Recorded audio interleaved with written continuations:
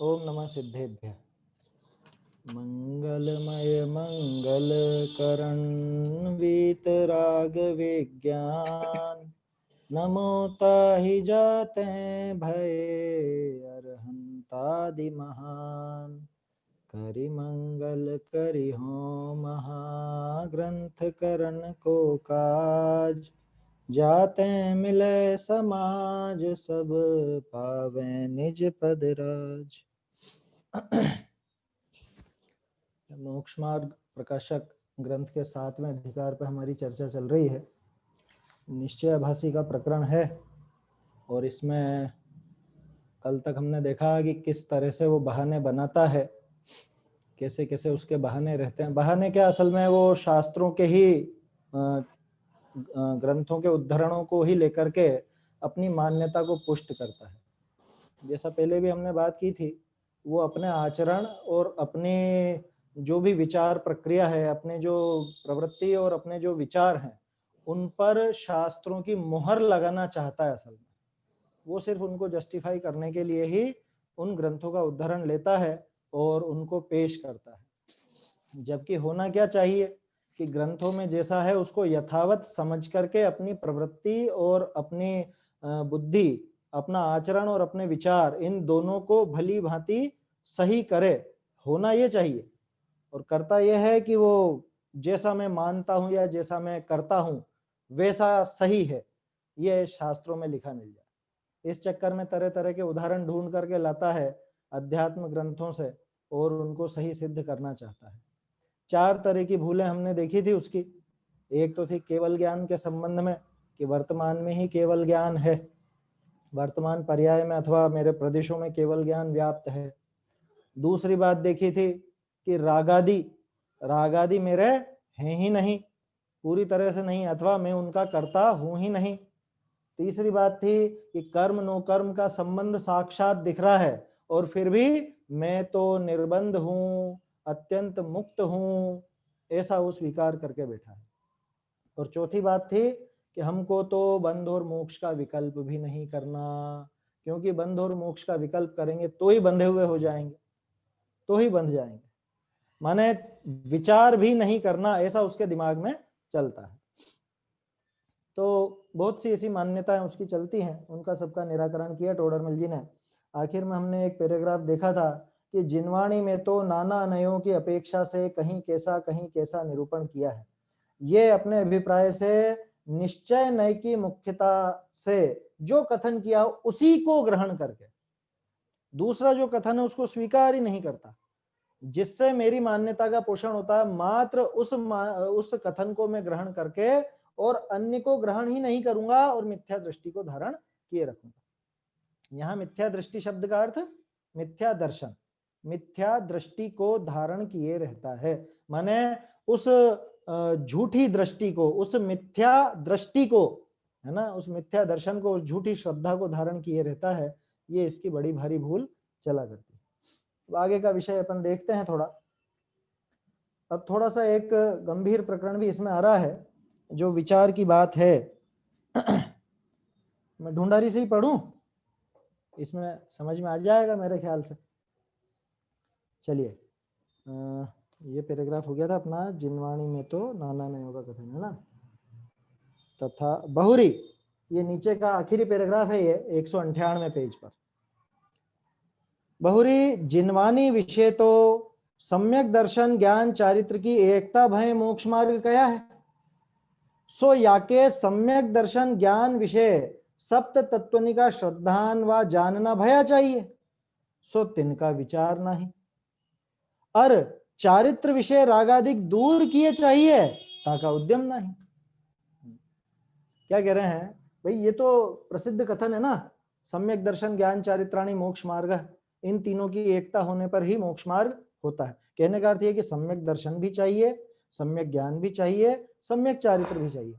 अब इसके क्या नजर आ रहा है कि सम्यक दर्शन और सम्यक ज्ञान के लिए तो तत्वों का श्रद्धान और तत्वों का जानना होना चाहिए था। सप्त तत्व को जानना, सप्त तत्व का श्रद्धान, तो विचार की तो मना कर दी इसने कि विकल्प हमको करना नहीं है। क्यों कि विकल्प किया तो बंधन है। चलो ठीक है, कोई बात नहीं। सम्यक चारित्र, कि सम्यक चारित्र के लिए रागादिक दूर होने चाहिए, तो उसका उद्यम करता नहीं है। रागादि घटाने का उद्यम नहीं है, 7 तत्वों का ज्ञान और श्रद्धान नहीं है, तो बोलो कहां से सम्यक दर्शन आ जाएगा, कहां सम्यक ज्ञान आ जाएगा, कहां सम्यक चरित्र आ जाएगा। जब तीनों ही इसके नहीं दिख रहे हैं तो ये मोक्ष मार्गी कैसे होगा, और जब मोक्ष मार्गी नहीं होगा तो इसको मोक्ष की प्राप्ति कैसे होगी। क्या असंभव बात है, बिल्कुल असंभव बात है, 100%। आया समझ में। तो भाई सम्यक दर्शन ज्ञान चारित्र तीनों की एकता चाहिए, उसी को मोक्ष मार्ग कहा है। लेकिन सम्यक दर्शन और ज्ञान के लिए 7 तत्वों का श्रद्धान जानना इसके है नहीं, चारित्र के लिए राग आदि दूर होने चाहिए, उसका उद्यम नहीं है। एक अपने आत्मा को शुद्ध अनुभवना, इसी को मोक्ष मार्ग जानी संतुष्ट भया है। अब ये थोड़ा सा इसमें समझने लायक बात है। क्या कह रहे हैं, एक अपने आत्मा को शुद्ध अनुभवना, कि बस क्या करना है अपने को, कि अपने आत्मा का शुद्ध अनुभव करो।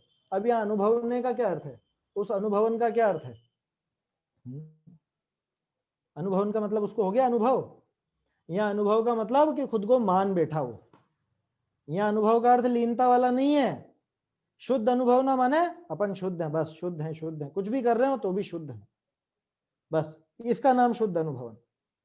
तो ऐसा शुद्ध अनुभवना, इसी को मोक्ष मार्ग जानी संतुष्ट भया है। उससे कुछ भी कहो कि अरे भैया ये घटाओ, थोड़ा रागादि घटाओ, थोड़ा इधर से दिमाग हटाओ, शास्त्रों में लगाओ, अरे अपन शुद्ध है, शुद्ध है, फालतू की बात नहीं करना, अपन तो शुद्ध है, क्या हमें जरूरत नहीं है, हम तो शुद्ध हैं, बिल्कुल शुद्ध है। जैसे एक किस्सा सुनाता हूँ आपको। हम लोग जब पढ़ते थे उस समय की बात है, 11वीं 12वीं में रहे होंगे शायद, शास्त्री कर रहे थे उस समय। अभी सभी तरह के विद्यार्थी होते हैं, तो खेलने जाते थे। अब एक दिन खेलने गए, क्रिकेट खेलने मैदान में, वहां पर जिस जगह खेलते थे, बैटिंग वगैरह करते थे, पिच होता है जहाँ, तो वहां पे चींटे चल रहे थे, मकोड़े। अब हम में से कुछ लोगों ने कहा, मैंने कहा जैसे कि भैया यहाँ तो यार बहुत जीव हैं, अपन यहाँ पे नहीं खेले। कह रहे अपने को क्या करना, अपन जानो देखो, अपन जानो देखो, अपन राग द्वेष मत करो। बात समझ में आई, कि खेलो, बस जानो देखो, अपन तो चीटे हैं कि नहीं है उससे अपने को मतलब नहीं है, अपन तो खेलो। ऐसे कई बार कई तरह के किस्से हो जाते हैं बहुत से लोगों के साथ। ये स्वच्छंदता है, अपन तो शुद्ध अनुभव ना अपने को, बस यार तेरे पर्याय में अशुद्धि नजर आ रही है, तेरे कर्मों का बंधन साफ साफ नजर आ रहा है, और उसके बाद तू कहता है अपन शुद्ध है। साफ साफ दिखाई दे रहा है तू अशुद्धि में पड़ा हुआ, और कहता है अपन शुद्ध है। वो थोड़े दिन पहले उदाहरण लिया था ना हमने, शादी बारात में जा रहे हो और गिर गए हो, गंदे हो गए हो कपड़े, अब क्या कहे, क्या रे बढ़िया बढ़िया, सब बढ़िया है, अपना तो कोट पैंट ऐसे ही चल जाएगा, गंदगी में सना हुआ चला जाएगा क्या वहां पर। वहां शादी के फंक्शन में वो गंदे कपड़े पहने हुए, जिसपे गंदगी लगी हो, कीचड़ लगा हो, ऐसे कपड़ों के साथ में क्या वहां चला जाएगा, नहीं जाएगा। तो वहां स्वीकार करता है कि नहीं उस अशुद्धि को। और यहाँ पे तो ये कि बस अपने को तो शुद्ध अनुभव ना, इससे ही मोक्ष हो जाएगा, शुद्ध अनुभवन ही एकमात्र मोक्ष का मार्ग है। ये बात बिल्कुल सही है, शुद्ध अनुभवन मोक्ष का मार्ग है, लेकिन अनुभवन कहाँ हो रहा है। ये तो सिर्फ उस शुद्ध शुद्ध बोलने को ही वो अनुभवन समझ रहा है, या अपने को वर्तमान पर्याय में भी शुद्ध मान बैठा, ऐसी मान्यता से ही खुद को सम्यक दृष्टि मान बैठा है, खुद को मोक्ष मार्गी मान बैठा है। अब देखो, ऐसा संतुष्ट हो गया, सिर्फ संतुष्ट नहीं हुआ कि अब उसका अभ्यास करने के लिए क्या करता है वो, मतलब इतना दिखावा तो है कम से कम कि भाई हम शुद्धता का अनुभव करते हैं। कैसे करते हैं, ताका अभ्यास करने को अंतरंग विषय ऐसा चिंतवन किया करे है। कैसा, मैं सिद्ध समान शुद्ध हूं, केवल ज्ञान आदि सहित हूं, द्रव्य कर्म नो कर्म रहित हूं। ये आ गई वो 3 मान्यताओं, 4 मान्यताओं में से 2-3 मान्यताएं तो इसी में आ गई ना अपनी। एक तो शुरू में टोडरमल जी ने जहां कहा था, निश्चय भाषी का प्रकरण शुरू किया था, मैं सिद्ध समान शुद्ध हूं, है ना। दूसरी, केवल ज्ञान आदि सहित हूं, वो की वही बात आ रही है। और ये जो बिंदु अभी देखा अपन ने, द्रव्य कर्म नो कर्म रहित हो, परमानंदमय हो, जन्म मरण आदि दुख मेरे नहीं, इत्यादि चिंतवन करता है। ऐसा नहीं है चिंतन नहीं करता, करता है वो थोड़ा बैठ के ऐसा, क्योंकि थोड़ा दिखावा भी तो चाहिए ना, अपनी बात जमाने के लिए कुछ दिखावा तो चाहिए ही चाहिए। तो कि नहीं साहब हम बैठ करके ऐसा विचार करते हैं, और माघ नंदी आचार्य के वो है ना, क्या क्या बोलते हैं उनको, ध्यान सूत्राणी, कि हम वो ध्यान सूत्राणी पढ़ते हैं, सहजानंदो हम सिद्ध स्वरूपो हम, हो गया, शुद्धता का अनुभव हो गया बोलने से। अरे ज्यादातर लोगों ने तो यही समझ रखा है, वो शाम को बैठ करके हम पाठ कर लिया, मैंने देखा है कई बार 10 लक्षण में बहुत सी जगह पर जैसे महिलाएं बैठ जाती हैं आपस में और वो पाठ करने लगती है। अब उससे उनको यूं लगता है हाँ सामायिक हो गई, या वो बढ़िया बढ़िया अनुभव हो गया सब, तो क्या नहीं करें क्या पाठ? अरे करो ना, कौन मना करता है। ये पाठ सामूहिक करने का नहीं है, मैं तो ये बताना चाह रहा हूँ। ये ऐसा नहीं है कि एक लाइन आपने बोली, जैसे पूजा में करते हो कि नहीं, एक लाइन एक ने बोली, दूसरी लाइन दूसरा बोलेगा आप, तो ऐसे एक सूत्र बोल दिया, आप दूसरा सूत्र दूसरा जना बोलेगा, इस तरह का नहीं है ये तो गंभीरता से विचार करने का है। सहजानंद स्वरूपो हम, ये सिर्फ बोलने का नहीं है, ये उस पर 5-10 मिनट बैठ करके थोड़ा चिंतन तो करे, विचार तो करे, कोशिश करे अनुभव की वैसी, तब तो बात जमे। अब ये तो कोरी वो बातें करता है या कोरा वो पाठ करता है क्या, ये इस तरह की बातें कर लेता है कि मैं तो ऐसा शुद्ध हूं, मैं सिद्ध समान शुद्ध हूं, वर्तमान में केवल ज्ञान आदि सहित हूं, द्रव्य कर्म नो कर्म से रहित हूं। कब? अभी, अभी रहित हूं। टोडरमल जी बहुत बारीकी से पकड़ेंगे इसको, और अभी जो बात आएगी ना बहुत गंभीर है, ध्यान से सुनिएगा। द्रव्य कर्म नो कर्म रहित हूं, परमानंदमय हूं, जन्म मरण दुख मेरे नहीं। ये 5 बिंदु है, ये सबका सबका एक एक काट देंगे टोडरमल जी, सबकी काट करेंगे, लेकिन पहले स्वरूप बताएंगे। सो यहां पूछिए है, अब उसको पकड़ेंगे टोडरमल जी। देखो क्या कह रहे हैं, यह चिंतवन जो द्रव्य दृष्टि करी करो हो, तो द्रव्य तो शुद्ध अशुद्ध सर्व पर्यायनी का समुदाय है, तुम शुद्ध ही अनुभव काहे को करो हो है? और पर्याय दृष्टि करी करो हो, तो तुम्हारे तो वर्तमान अशुद्ध पर्याय है, तुम आपा को शुद्ध कैसे मानो हो? समझ में आ रही है ना, ढूंढारी बहुत मीठी है। तीसरी अपेक्षा, बहुरी जो शक्ति अपेक्षा शुद्ध मानो हो, तो मैं ऐसा होने योग्य हूं ऐसा मानो, मैं ऐसा हूं ऐसा काहे को मानो हो? ताते आपको शुद्ध रूप चिंतवन करना भ्रम है। लो क्या कह दिया टोडरमल जी ने, अपने को शुद्ध रूप चिंतन करना भ्रम है। तो आचार्य देव जो इतना इतना नियम सारजी में, समय सारजी में इसमें लिखा है कि शुद्ध हूं ऐसा चिंतन करो, ध्याओ विचारो, उसी में लीन हो जाओ, ये सब क्यों लिखा फिर?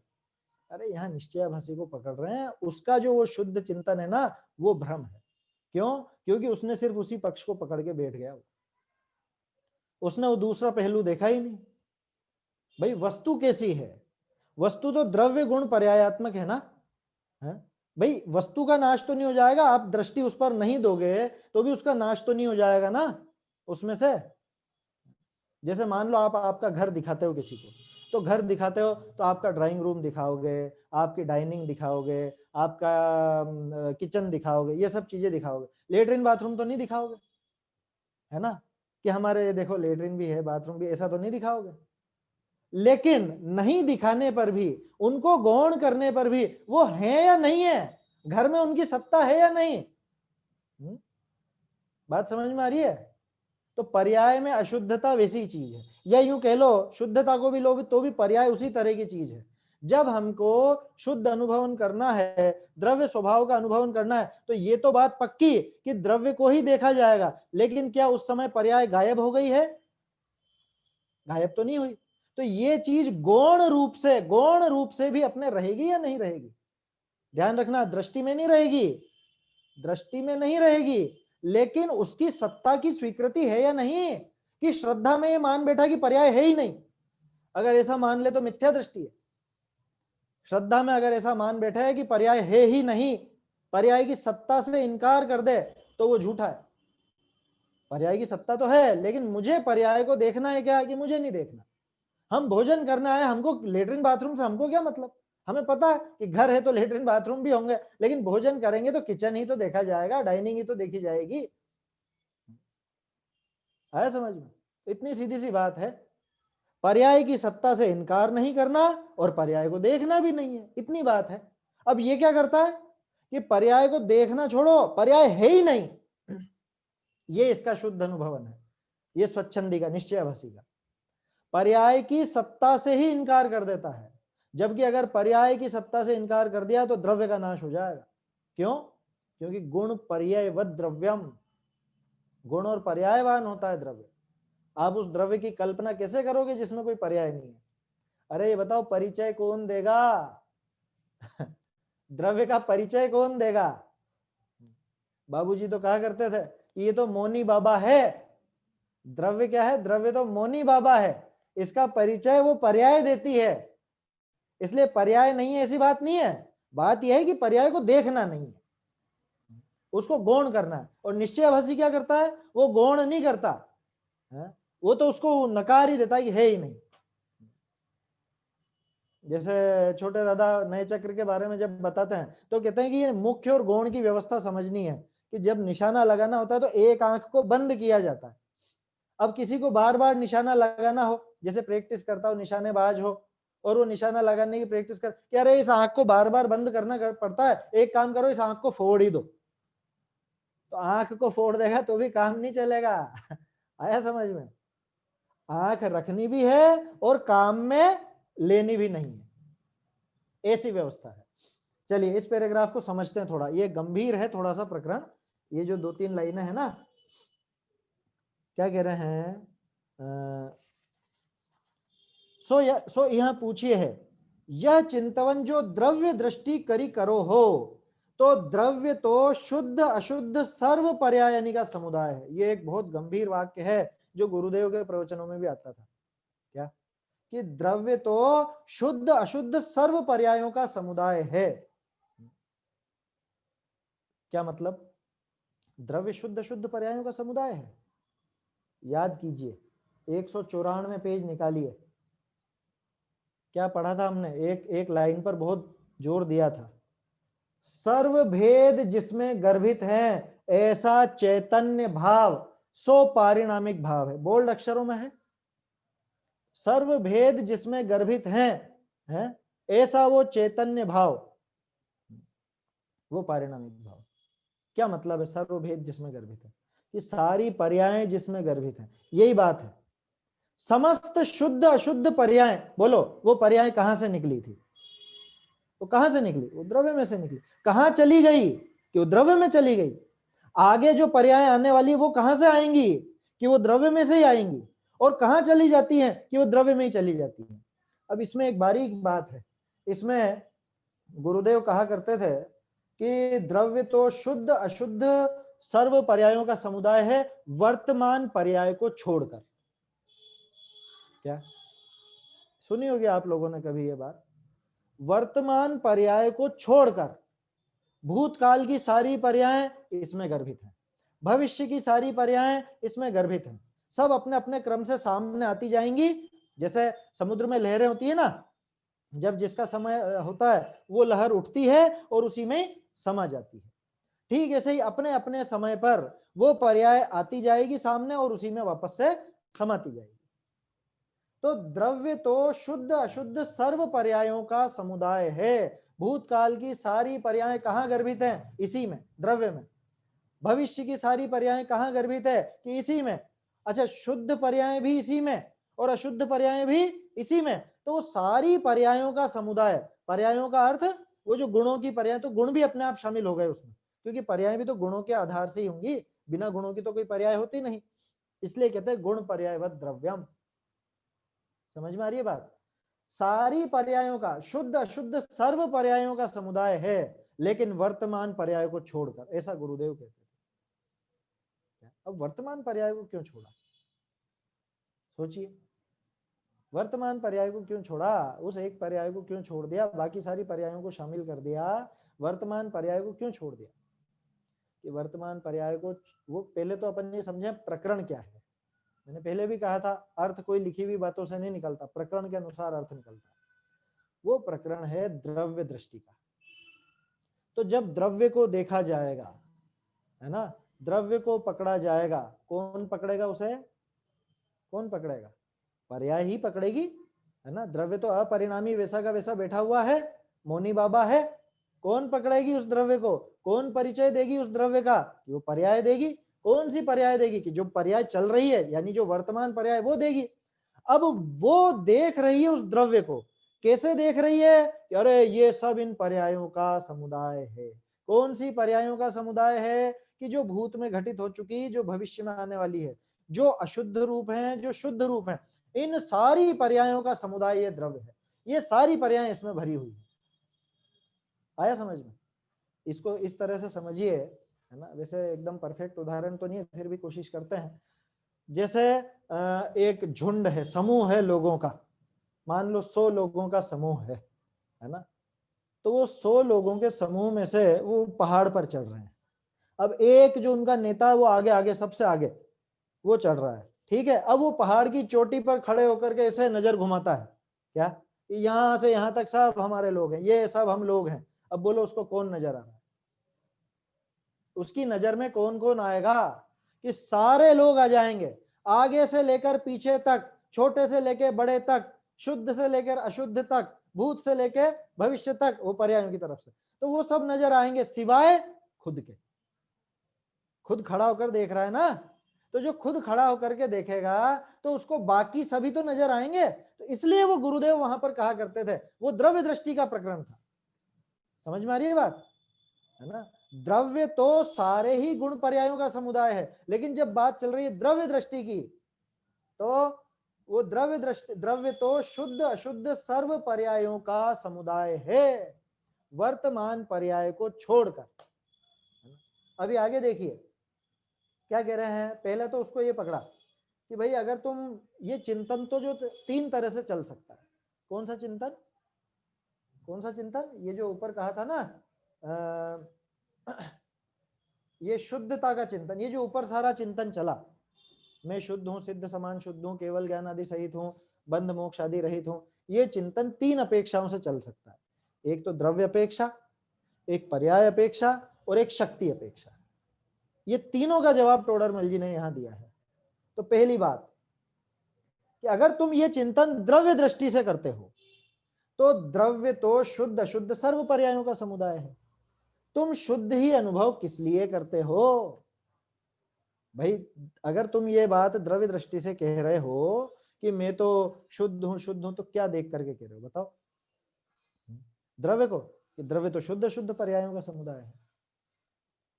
अभी यहाँ ये बात नहीं लेना कि फिर हम शुद्धता का अनुभव कैसे करेंगे, है ना, वो चीज अलग है। यहाँ निश्चयाभासी को पकड़ रहे हैं अभी, इसलिए उसको पकड़ रहे हैं सिद्धांत का द्रव्य लेकर के।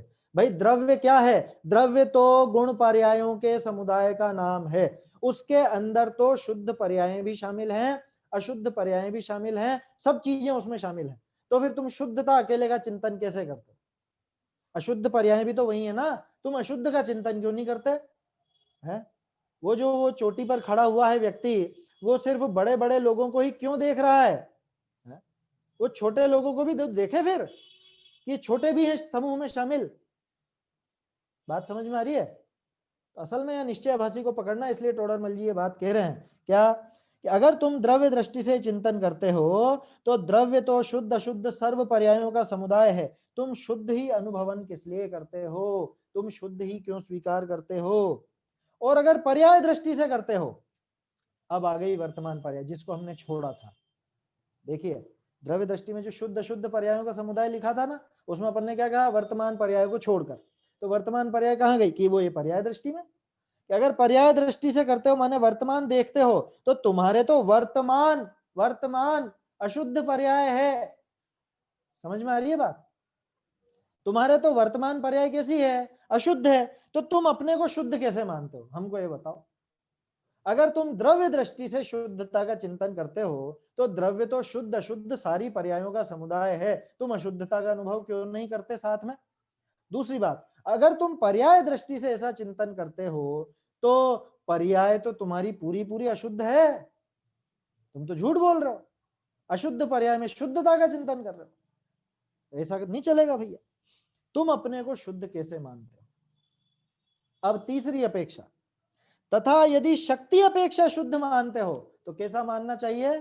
कि मैं ऐसा होने योग्य हूं, क्योंकि शक्ति तो इसी का नाम है।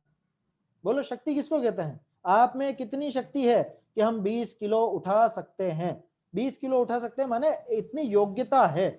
अभी उठा रखा है क्या? तो वो बात तो नहीं है, अभी उठाने की बात तो नहीं है। अगर शक्ति अपेक्षा बात करते हो तो यही कहेंगे ना 20 किलो उठा सकते हैं, ये थोड़ी ना कहेंगे 20 किलो उठा रखा है। 20 किलो उठा रखा है अभी वर्तमान में हमने, ऐसा तो नहीं कहेंगे ना। 20 किलो उठा सकते हैं, ये कहा जाएगा शक्ति अपेक्षा। तो अगर शक्ति अपेक्षा शुद्ध मानते हो तो मैं ऐसा होने योग्य हूं ऐसा मानो, मैं ऐसा हूं ऐसा क्यों मानते हो। आ रहा है समझ में? बहुत कठिन नहीं है, आसानी से समझ में आने जैसा है ना। वो उसमें जरूर एक विशेष बात है, वो जो है द्रव्य तो शुद्ध अशुद्ध पर्यायों का समुदाय, सर्व सर्व पर्यायों का समुदाय है। शुद्ध हो अशुद्ध हो पूर्ण हो अपूर्ण हो, सारी पर्यायों का समुदाय वो द्रव्य है, वर्तमान पर्याय को छोड़कर।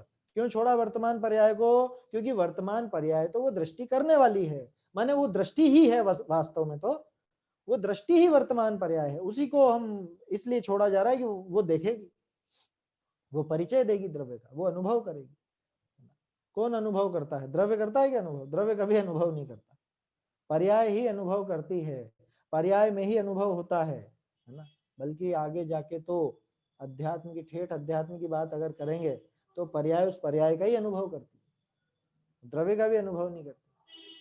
खैर वो विषय अभी नहीं है अपना, है ना। वो तो अध्यात्म की बहुत गहरी बात है, गुरुदेव जो कहा करते थे, है ना। बाबूजी ने बहुत अच्छे से इन चीजों का खुलासा किया है।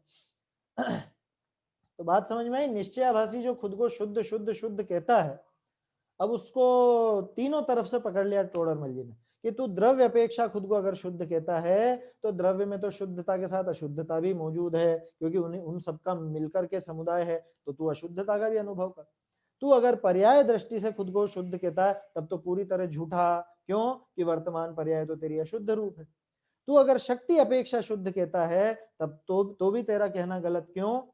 क्योंकि शक्ति अपेक्षा तो ऐसा कहा जाता है कि मैं शुद्ध होने योग्य हूं, मैं केवल ज्ञान वाला होने योग्य हूं, वर्तमान में केवल ज्ञान वाला हूं ऐसा तो नहीं कहा जाएगा ना। बोलो, हम भव्य है ना, भव्य का मतलब क्या होता है कि मोक्ष तो जाएंगे कभी ना कभी, तो मोक्ष जाएंगे, मोक्ष जाने योग्य हैं, मोक्ष वाले हैं क्या अभी? मुक्त हैं क्या अभी? मुक्त तो नहीं है अभी। तो ये संतुलन तो बिठाना पड़ेगा ना कि वो शक्ति में है कि पर्याय में है कि द्रव्य में है। तो इसके चिंतन में कुछ भी नहीं है, ये कोरा चिंतन है, इसका कोरी बातें हैं। ये कोई द्रव्य से न शक्ति से न पर्याय से कुछ भी नहीं सोच रहा, ये तो टोडरमल जी के आगे भी सरेंडर कर देगा ये।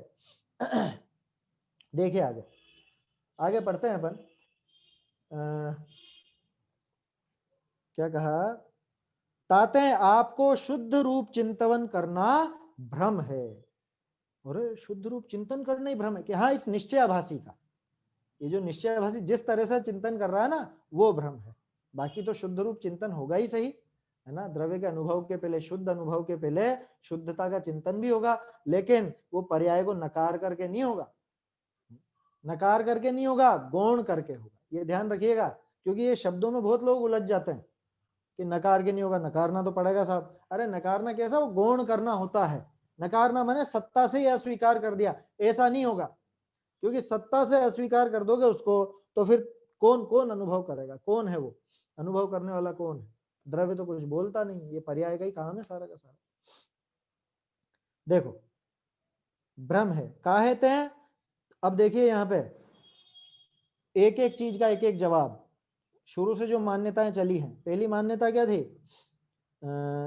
तुम आपा को सिद्ध समान मान्या, सबसे पहले यही था। सो यह संसार अवस्था कौन की है?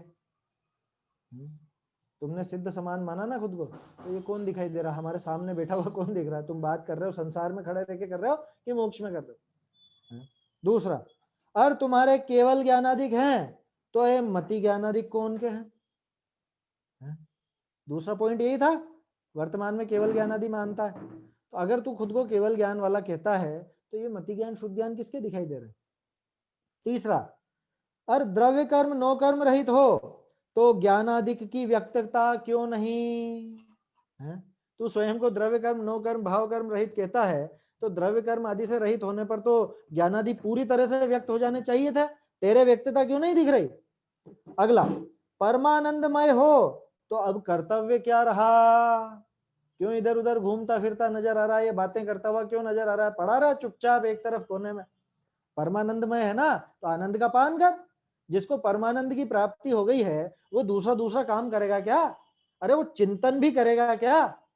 टोडरमल जी ने लिखा था ना वो सृष्टिकर्तावाद के निराकरण में कि भाई कुछ ना कुछ आकुलता होगी तभी तो ये बनाने का विचार आया होगा। अगर शांति में रहा होता, उसको बिल्कुल भी कोई ऐसा विकल्प नहीं होता, तो फिर क्यों फालतू में ये सब सृष्टि रचना करने का विचार आता? कुछ ना कुछ पीड़ा थी अंदर में, तभी तो उसके प्रतिकार के लिए करी। ऐसे ही तो कोई कौतूहल हो नहीं जाता है। वो सारा वर्णन दिया था 5वें अधिकार में। जन्म मरणादि दुख नहीं, दुखी कैसे हो, दुखी कैसे होत हो? क्या भाई तुम कह रहे हो जन्म मरण आदि दुख नहीं है, कुछ भी नहीं है, कहाँ देख के कह रहे हो? द्रव्य तो तुमने देखा नहीं, और पर्याय में तो साफ साफ दुखी होते नजर आ रहे।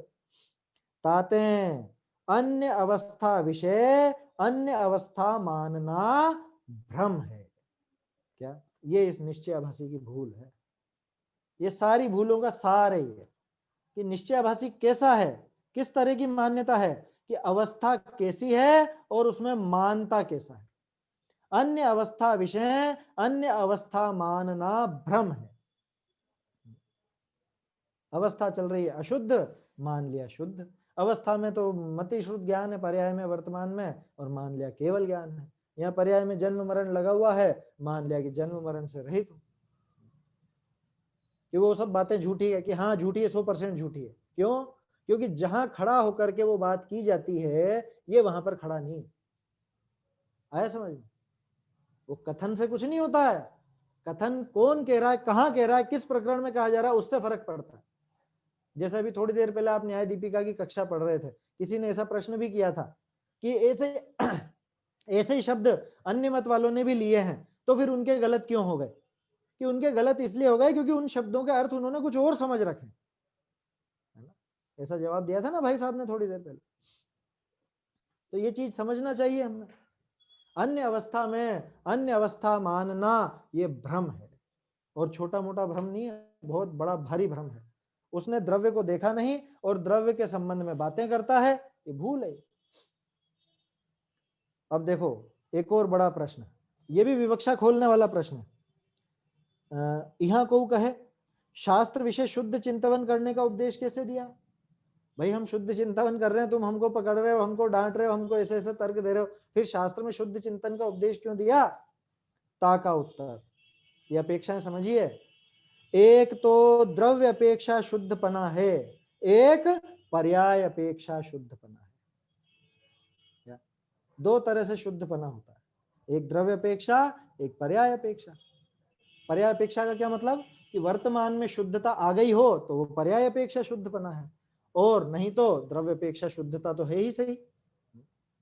तहा द्रव्य अपेक्षा तो पर द्रव्यते भिन्नपनो भिन्नपनो व अपने भावनिते अभिन्नपनो ताका नाम शुद्धपना है। ध्यान दीजिए, कल या परसों शायद अपन ने परभाव शब्द की चर्चा की थी। परभाव के बारे में बताया था। दो कलश थे आचार्य देव के, आत्म स्वभावम परभाव भिन्नम आपूर्ण माद्यंत विमुक्तमेकम एक, दूसरा आत्म ज्ञानम स्वयं ज्ञानम ज्ञानाद अन्यत करोति किम परभावस्य कर्तात्मा मोहोयम व्यवहारिणाम। इन दोनों में परभाव शब्द का अर्थ अलग अलग है। एक जगह परभाव शब्द का अर्थ मात्र परद्रव्य है ना, ये जो शरीर कर्म या अन्य अन्य वस्तुएं ये, और दूसरे में परभाव में रागादि भाव भी शामिल हो जाएंगे। एक तरफ तो प्रभाव शामिल नहीं होगा, और एक तरफ तो रागादि शामिल नहीं होंगे प्रभाव में, और एक तरफ रागादि भी शामिल हो जाएंगे। तो ये यही बता रहे हैं। तहा द्रव्य अपेक्षा तो पर द्रव्यते भिन्नपनो व अपने भावनिते अभिन्नपनो, ये रागादि शामिल हो जाएंगे इसमें। अभिन्नपनोता का नाम शुद्धपना है, कि पर द्रव्यों से पूरी तरह भिन्न है ना। अन्य द्रव्य इसमें प्रवेश पाता है क्या? कि नहीं पाता। अन्य द्रव्य का इसमें कुछ भी लेना देना है क्या? कि नहीं होता। ये शुद्ध है, ये द्रव्य की शुद्धता है। आया समझ में? और पर्याय अपेक्षा उपाधिक भावनी का अभाव होना ता का नाम शुद्धपना, यानी वर्तमान पर्याय में वो जो उपाधिक भाव थे, पर निमित्त से होने वाले जो भाव थे, उन भावों से रहित हो जाए, उन भावों का अभाव हो जाए, तो जाकर के वो शुद्धपना कहलाता है। कहां पे? पर्याय में। कि पर्याय की तरफ से बात करोगे तो वर्तमान में वो शुद्धता प्रकट दिखनी चाहिए, और द्रव्य की तरफ से बात करोगे तो इतना मात्र पर्याप्त है कि परद्रव्य से भिन्न है, उसमें ही शुद्धता आ गई। समझ में आ रही है बात? तो दो तरह से ये प्रभाव जो दो तरह का बताया, ये दो तरह की शुद्धता दिखाता है। द्रव्य अपेक्षा शुद्धता अलग है, पर्याय अपेक्षा शुद्धता बिल्कुल अलग है। पर्याय में तो औपाधिक भाव का भी अभाव हो जाए, नष्ट हो जाए वो सारे के सारे विकारी भाव, तो उसका नाम है शुद्धता। और द्रव्य में तो कि पर द्रव्यों से भिन्नता है ही सही, तो द्रव्य तो त्रिकाल शुद्ध है ना। एक द्रव्य दूसरे द्रव्य में प्रवेश नहीं पाता, एक द्रव्य दूसरे द्रव्य में कुछ कर धर हर नहीं सकता, प्राप्य विकार्य निर्वर्त्य, तो गाथाएं पढ़ी होंगी ना आपने कर्ता कर्म अधिकार में। तो जब कुछ लेकर के नहीं किया, उसका कुछ इसमें शामिल नहीं हुआ, उसने पैदा नहीं किया, बस बिल्कुल भिन्न है, शुद्ध है। 73वीं गाथा में भी तो शुद्ध कहा, अहम एक को खलु शुद्धो वहां पे भी है। तो क्या कह रहे हैं, तहाँ द्रव्य अपेक्षा तो पर द्रव्यते भिन्न पनो व, देखिए यहाँ पे एक विशेषता है, टोडरमल जी ने यहाँ पे और नहीं लिखा, वा लिखा और काट के, अब वो मैंने फोटो नहीं खींचा, नहीं तो इसमें दिखा था। यहाँ देखिए अर था पहले, अर माने और उसको काट के वा लिखा। कहाँ पे, ये जो लिखा ना, द्रव्य अपेक्षा तो पर द्रव्यते भिन्न पनो वा अपने भावनिते अभिन्न पनो। अब यहाँ और ही लिख दिया है अनुवाद में, टोडरमल जी ने और काट के वा लिखा है। अगर और ही लिखना होता तो टोडरमल जी क्यों काटते उसको, यहाँ पे वाह होना चाहिए। वाह का अर्थ अथवा होता है, वैसे वाह के दोनों अर्थ होते हैं, लेकिन जब अर काट के वाह लिखा है तो फिर तो अथवा वाला ही अर्थ लेना चाहिए। तो द्रव्य अपेक्षा शुद्धता कैसी है कि एक तो परद्रव्य से भिन्नपना है, इसमें भी शुद्धता आ गई, या अपने भावों से अभिन्नपना, उसका नाम भी शुद्धता है। ये दोनों ही शुद्धता के द्योतक हैं, दोनों ही शुद्धता के कारण हैं। तहाँ और पर्याय अपेक्षा शुद्धता कैसी, उपाधिक भावनी का अभाव होना, ताका नाम शुद्धपना है। कि ये जो उपाधिक भाव थे कहाँ थे, द्रव्य में कि पर्याय में? उपाधिक भावों की सत्ता कहाँ पे, पर्याय में। औपाधिक भाव पर्याय में ही होते हैं, पर निमित्त से पैदा होते हैं। पर का निमित्त हुआ है तो ये हुए, पर का निमित्त मिटेगा ये भी मिट जाएंगे, है ना, क्षणिक पर्याय में होते हैं। तो उन सब का अभाव हो तो वो शुद्धपना है। अब देखिए, सो शुद्ध चिंतवन विषय द्रव्य अपेक्षा शुद्धपना ग्रहण किया है।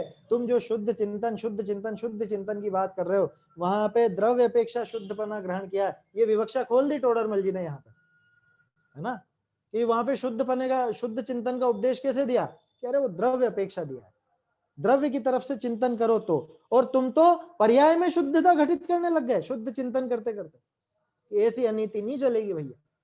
द्रव्य अपेक्षा शुद्धता दिखाई थी, द्रव्य अपेक्षा विचारो। अब द्रव्य की तरफ, द्रव्य के स्थान पर तुम पर्याय में शुद्धता बिठाने लग जाओगे तो वो बैठने वाला नहीं है। सोई समय सार व्याख्या में विषय कहा है, एषे वशेष द्रव्यांतर भावेभ्यो भिन्नत्वेन उपास्यमान शुद्ध इति अभिलप्यते। भिन्न उपासित होता हुआ शुद्ध कहा जाता है ना। अब यहाँ पे ये छठी गाथा और ये 73वीं गाथा, ये दोनों का यहाँ पे आशय दिया टोडरमल जी ने, जिसमें छठी गाथा के लिए क्या लिखा, इसका अर्थ यह है कि आत्मा प्रमत्त अप्रमत्त नहीं है, माने वो पर्याय रूप नहीं है, द्रव्य दिखा रहे हैं। द्रव्य दिखाया ना, प्रमत्तपना अप्रमत्तपना किसमें होता है, पर्याय में। तो पर्याय को छोड़ करके देखो, ये कह रहे हैं। तो शुद्ध चिंतन की जहां बात चल रही है वहां किसको दिखा रहे हैं, द्रव्य को कि पर्याय को? द्रव्य को। शुद्ध चिंतन करने की बात कह रहे हैं ना, तो किसको शुद्ध विचारना है कि मेरी पर्याय शुद्ध है, मैं वर्तमान में शुद्ध हूं ऐसा, कि मैं त्रिकाल शुद्ध हूं, द्रव्य से शुद्ध हूं ऐसा? समझ में आ रही बात? क्या कहा था इसके पहले, ये इस लाइन को अंडरलाइन कर लो चाहो तो आप, इसके पहले जो थी, सो शुद्ध चिंतवन में द्रव्य अपेक्षा शुद्धपना ग्रहण किया है ना। क्योंकि अपन बार बार भूल जाते हैं क्या, शुद्ध चिंतवन में द्रव्य अपेक्षा शुद्धपना ग्रहण किया, इसको अंडरलाइन कर लीजिए। शुद्ध चिंतवन का जहां उपदेश है वहां क्या अपेक्षा है कि वहां पे द्रव्य की अपेक्षा है, द्रव्य की अपेक्षा है, द्रव्य की अपेक्षा, पर्याय की अपेक्षा नहीं है, पर्याय नहीं देखनी। तो जब छठी गाथा में आचार्य कहते हैं कि अशेष द्रव्यांतर भावेभ्यो, स्पष्ट तो लिखा है द्रव्यांतर, और द्रव्यांतर माने तो परद्रव्य हो गया, और भावेभ्यो कि द्रव्यांतर भावेभ्यो माने उनके जो विकारी भाव हैं रागादि भाव, वो पर्याय भी इन सबसे भिन्नत्वेन उपास्य माना है, उस पर्याय से भी भिन्न रूप से उपासित होता हुआ शुद्ध कहा जाता है। उसमें भी इन शब्दों में भी बहुत पेंच है, आचार्य देव ने खूब खुलासा किया, गुरुदेव ने खुलासा किया। उपास्य माना उपासित होता हुआ, यानी जिसने देखा है उसको। गुरुदेव ने पूछा शुद्ध छे पण किसको, शुद्ध है पर किसको, कि जिसने देखा उसको, है ना। अपन बोल रहे गुड़ बहुत मीठा होता है, गुड़ बहुत मीठा होता है, गुड़ बहुत मीठा होता है, अपना बोलना सच्चा है, अपन ने चखा है गुड़। अब अपने देखे देख कोई अंग्रेज आया, फॉरेनर आया, उसने कभी गुड़ देखा नहीं, कभी चखा नहीं, अब वो भी कहता है गुड़ बहुत मीठा होता है, गुड़ बहुत मीठा होता है, उसका कहना सच्चा है कि नहीं, क्योंकि उसने चखा नहीं। ऐसे ही यहाँ पे भिन्नत्वेन उपास्य माना, उपासित होता हुआ शुद्ध कहा जाता है। जिसने उस द्रव्य को देखा है वो पर्याय को गौण करके, पर्याय से रहित द्रव्य को देख करके ये कहता है कि आत्मा प्रमत्त अप्रमत्त नहीं है, माने आत्मा इन पर्यायों से पार है, आत्मा शुद्ध है। कैसा शुद्ध है कि वो शुद्ध अशुद्ध सभी पर्यायों से पार, वर्तमान पर्याय से उस पर्याय से पार। तो पर्याय है कि मना कर तो दी, अरे ऐसी मना नहीं की है कि निषेध कर दिया हो कि है ही नहीं, पर्याय है या नहीं, कि पर्याय है, लेकिन हमको उस समय उसे देखना नहीं, आया समझ में, हमें उसे देखना नहीं। तो जब भी ये शुद्ध चिंतन में शुद्धता की बात चलेगी, तो ये शुद्धता किसकी तरफ से, कि ये द्रव्य अपेक्षा शुद्धता की जाती है। आया समझ में।